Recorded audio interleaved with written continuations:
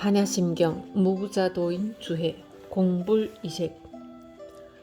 주해 색과 공은 하나이건만 세상 사람들이 스스로 색과 공이 있다고 분별하는 것이다.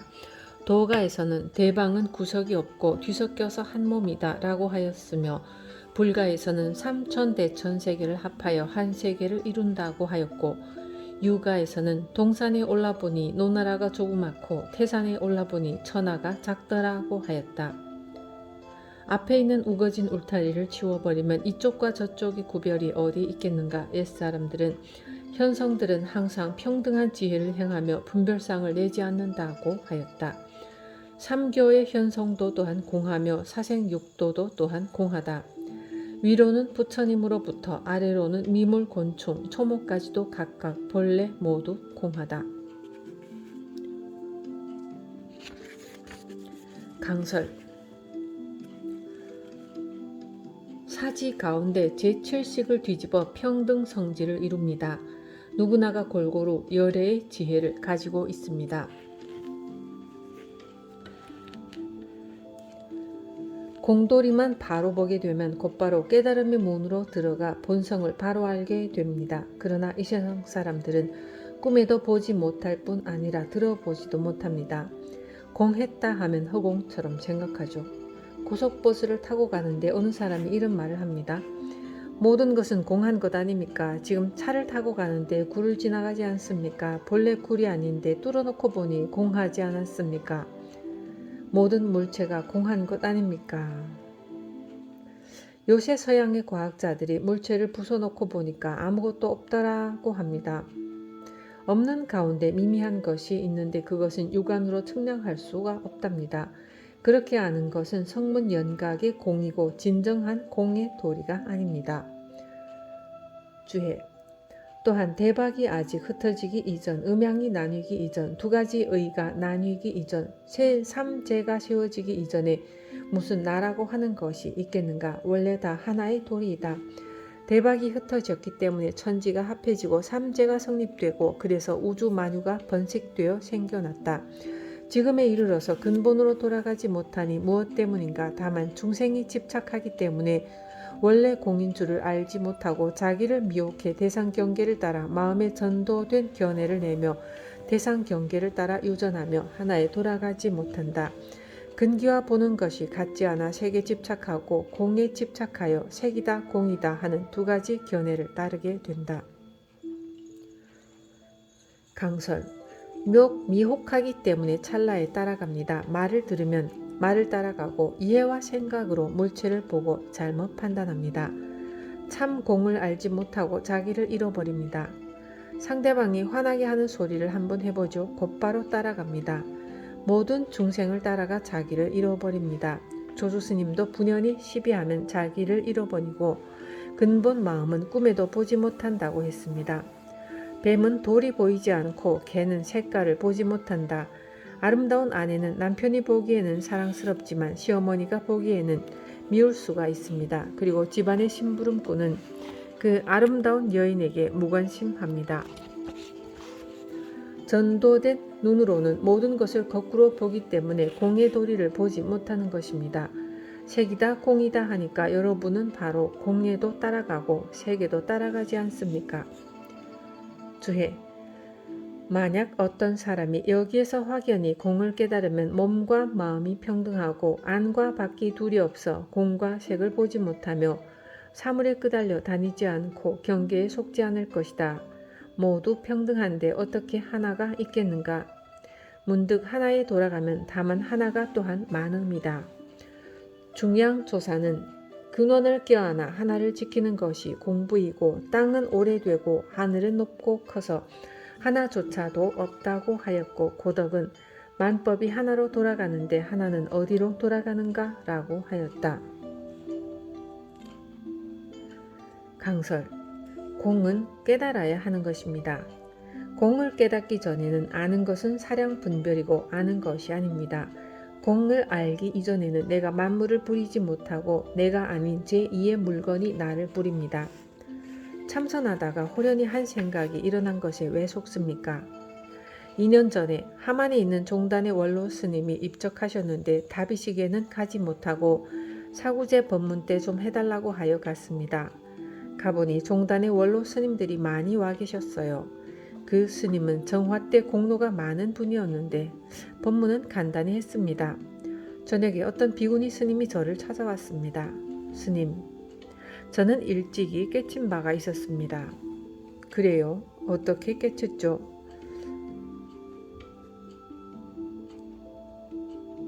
무인도에 있으면서 금강경을 독송했습니다. 일념으로 외우고 있는데 갑자기 섬도 없어지고 물도 없어지고 온 대천 세계에 빛이 하나 있었습니다.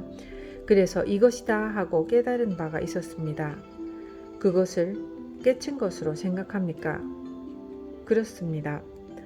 그건 잘못된 것입니다. 금강경을 잘못 보셨습니다.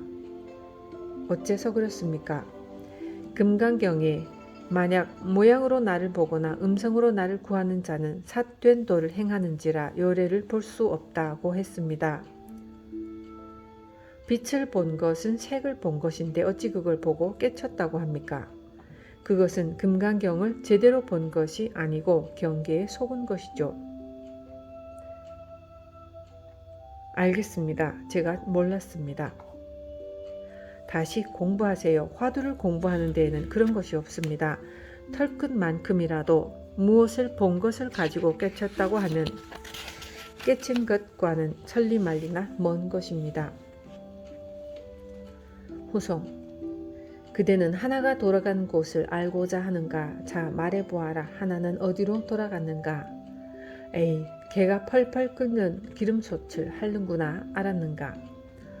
사람과 소를 인식하지 못하며 아득히 자취조차 없고 도의 끝까지 이르러 공이와도 공이 아닐 때 한 조각 흰 구름으로 돌아가니 오직 밝은 달만 남아 하늘을 비추더라. 강설. 전에 어느 스님이 원래 관음사 향곡 스님에게 만법귀일 일귀하를 깨달았다고 찾아갔습니다. 어떻게 깨달았느냐? 하나는 어디로 돌아갔지? 만법으로 돌아갔습니다. 에라 이놈아, 그걸 밥 먹고 깨달았다고 하는 것이냐? 만법은 하나로 돌아가고 하나는 만법으로 돌아가고 빙빙 잘 돌려라. 그렇게 대답하는 분이 없지 않아 있습니다. 어느 선지식은 일귀하처에 대하여 합이라고도 했습니다. 색 즉 시공. 강설. 주장자를 들어보이시면 시회 대중은 아시겠습니까? 이것이 공입니까? 아니면 고요한 것이라고 해야 합니까? 고요한 것이 아닙니다. 움직이는 것이라고 하면 더욱 거리가 멀어집니다. 여러분은 뭐라고 해야 되겠습니까? 악, 구멍 없는 쇠뭉치요, 펄펄 타는 불덩어리이다. 색불이공, 공불이색은 성문연각의 이승의 경지이고 색즉시공, 공즉시색은 대승보살의 경지입니다. 대천세계의 모든 것을 손가락 하나 까딱하지 않고 공으로 보았습니다. 주해. 색 가운데 공이 있지만 세상 사람들은 보지 못한다. 눈은 색이라 사물을 볼 수 없으며 다만 진공의 묘한 성품만이 볼 수 있다. 귀는 색이라 소리를 들을 수 없으며 다만 진공의 묘한 성품이 듣는 것이다. 코는 색이라 냄새를 맡을 수 없으며 다만 진공의 묘한 성품이 아는 것이다. 혀는 색이라 말을 할 수 없으며 다만 진공의 묘한 성품이 말을 하는 것이다. 몸은 색이라 촉감을 느낄 수 없으며 다만 진공의 묘한 성품이 촉감을 느끼는 것이다. 다리는 색이라 걸을 수 없으며 다만 진공의 묘한 성품이 걷고 달리는 것이다. 손은 색이라 잡을 수가 없으며 다만 진공의 묘한 성품만이 가려잡는 것이다. 이와 같이 진공 묘성이 없으면 눈으로 볼 수 없고 귀로 들을 수 없으며 코로 냄새를 맡을 수 없고 혀로 말을 할 수 없으며 다리로 걸을 수 없고 손으로 물건을 잡을 수 없다. 의근은 이름만 있을 뿐 모양이 없지만 쪼개 나누면 84,000가지의 견문각지가 되며 그것은 모두 육근으로 돌아간다. 강설. 중생은 눈앞에 보이는 육신의 눈에 속고 있습니다. 그래서 전도입니다. 우리가 그대로 쓰면 되는데 근기가 하열하여 언하에 깨우치지 못하기 때문에 선을 하는 것입니다. 내가 당신 몸이 필요하니 당신을 죽이겠소 하면 아무런 공포심도 아끼는 마음도 없이 척하고 내줄 수 있겠습니까? 이 세상 사람들은 자기 몸을 가장 아끼고 집착하기 때문에 그렇게 되지 않습니다. 본지풍광의 마음을 드러내서 쓰면 일체의 애착심, 공포심, 집착심이 없어서 작은 것에 머물러 시시비비의 장단에 놀아나는 그런 마음을 쓰지 않습니다. 그대로 바로바로 행합니다. 주해 몸에 두루 해서 신통묘용을 다 쓰고 있다. 옛사람은 몸을 통해 있는 것이 이것이고 몸에 두루한 것이 이것이다라고 하였고 도가에서는 다른 곳에서 멀리 찾으려 하지 마라. 하루 종일 24시간 내내 온 몸을 둘러싸고 있다고 하였다. 색과 공이 다르지 않은 묘한 이치가 모두 드러나니 색을 색이라 하면 참다운 색이 아니며 공을 공이라 하면 진공이 아니어서 모두 대공에 돌아간다. 강설 전에는 공인이 색인이 하는 것을 부정하고 또한 따로 묘리가 있는 것처럼 하였는데 여기에서는 색과 공이 조금도 다르지 않다고 했습니다. 전창은 전체가 환히 드러난 것을 말합니다. 주해 자 말해보아라. 이 이치가 어떠한가? 야버도천 스님은 모양이 있고 추구함이 있는 것은 다 망령된 것이며 모양도 없고 그림자도 없는 것은 편고에 떨어진 것이다. 당당하고 세밀한데 어찌 틈이 있겠는가? 한결 차가운 빛이 태허공에 빛날 뿐이다고 하였고 도경에서는 공과 공 아닌 것을 알고 색과 색 아닌 것을 아는 것은 비춤이라고 한다 하였다. 강설 나무가 바짝 말라 이파리 하나 없는 것을 편고라고 합니다. 후송 나는 지금 장황하게 말하고자 한다. 만약 일체의 모양이 있는 대상 경계를 보면 집착하지 않게 하며 망정을 잊고 생각이 끊어진 곳에 이르면 진에 미하지 않게 하라. 상에 집착하면 있음에 집착하고 진에 미혹하면 공에 떨어진다. 만약 공에도 집착하지 않고 있음에도 집착하지 않으면 이 사람은 비로소 일을 마친 사람이라 할 수 있다. 알았는가? 졸지 말고 성성하라. 만 개의 구멍이 모두 한 구멍 때문에 통하니 한 구멍은 능히 태허공을 받아들인다. 고요한 가운데 한 구멍을 붙잡아 머문다면 손을 털고 다 대도 속으로 돌아가리라.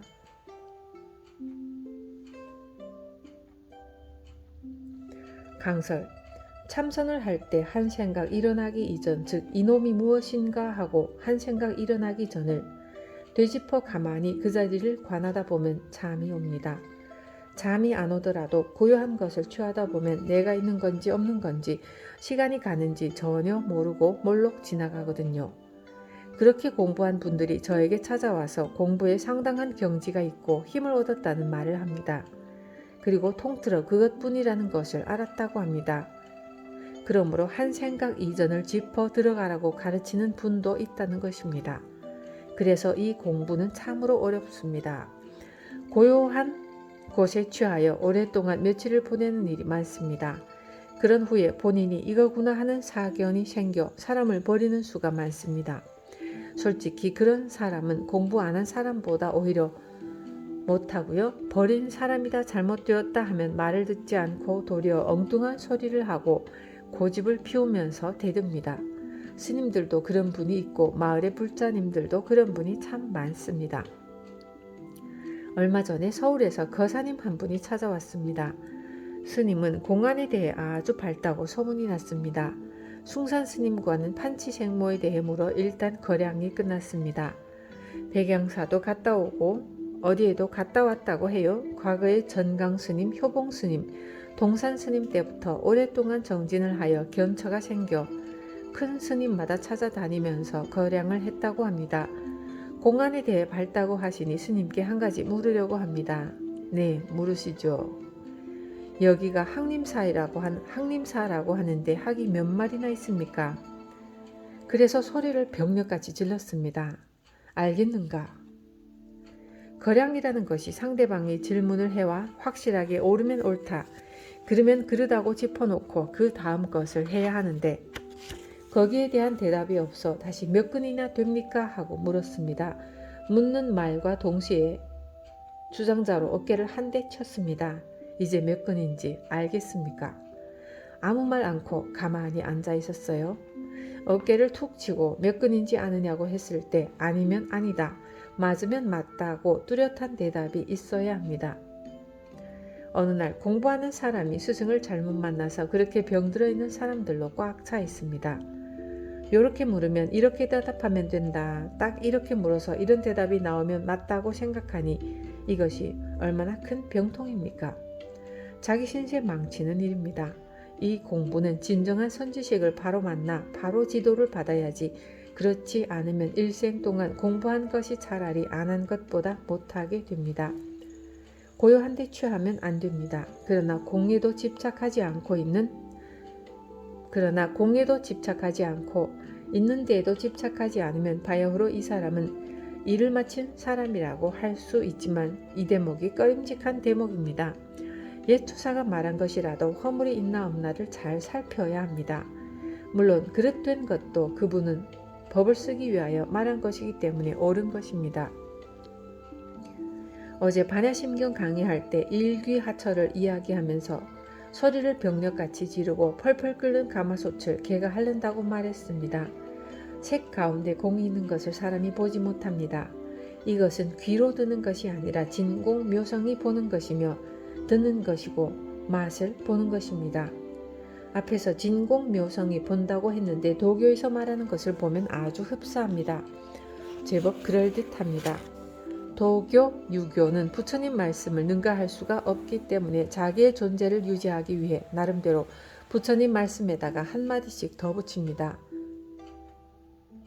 그러나 뭔가 꺼림직하고 뭔가 허물이 붙습니다. 개송에서 9구멍 운운한 것은 도교에서 하는 말인데 내용을 엇비슷하게 해놓은 것입니다. 도교에서는 인맥을 통하는데 호흡의 기운으로 인맥을 통하는 것입니다. 염통 하나만 통하면 다 통하는 것이죠.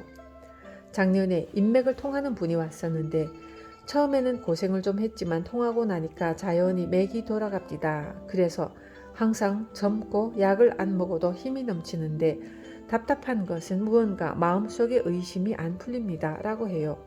그래서 제가 그랬습니다. 그거 소용없다. 이 몸은 태어나면 없어지는 것인데 그것 돌려서 100년 더 살면 뭐 하겠는가? 네, 그렇습니다. 이제 공부를 해야겠습니다. 과거에 설봉 스님이 위산 스님에게 물었습니다. 색을 볼 때 거기에서 문득 마음을 본다고 하니 내가 일러 보아라 도리어 허물이 있겠는가? 고인이 그렇게 말한 적이 있습니다. 그렇기는 하나 다시 한번 생각해 보아라. 그렇다면 이르지 않겠습니다. 위산 스님이 호미를 들고 말없이 나갔습니다.